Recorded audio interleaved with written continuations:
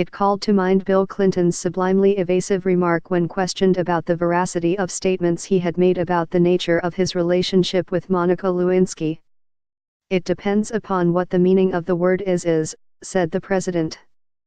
David Davis, when asked by a House of Commons committee to explain why he had failed to provide anything adequately resembling the Brexit impact assessments that had been demanded by Parliament, fell back on an extraordinarily devious defense. "There are no impact assessments and never had been."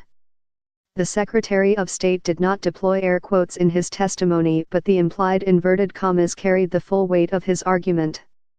It was, in essence, that MPs had voted to insist on the provision of something that didn't exist, and so there was no real need to question whether or not he had complied. He had instead served up material that might help committee members navigate complex Brexit-related issues, while excluding, or actually allowing officials to exclude, anything that might be commercially sensitive or that might compromise the UK government's negotiating position.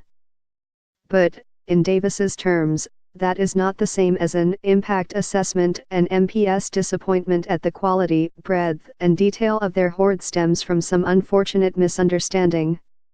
Semantics: you say impact assessment, I say sectoral analysis, pot itu, tom itu, let's call the whole thing off. Jacob Rees-Mogg came to Davis's aid with a delicate underarm question, inviting the Secretary of State to agree that, given the non-existence of impact assessments, the provision of non-impact assessments was the very opposite of failure to comply with Parliament.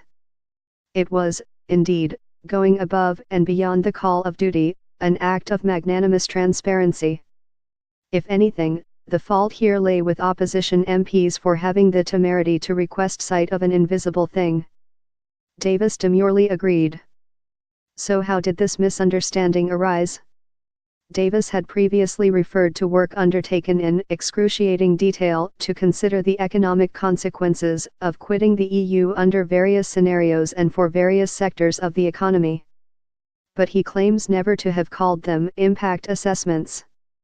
Setting aside the technical definition, the question still arises of how meticulous, forensic work undertaken over a long period of time behind closed doors in Whitehall morphed into stuff you could find on Google, what one committee member described as a cuttings file.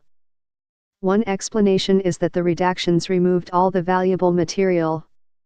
This is possible, but it requires believing that the department had too much stuff to share and required time only to sift and remove it.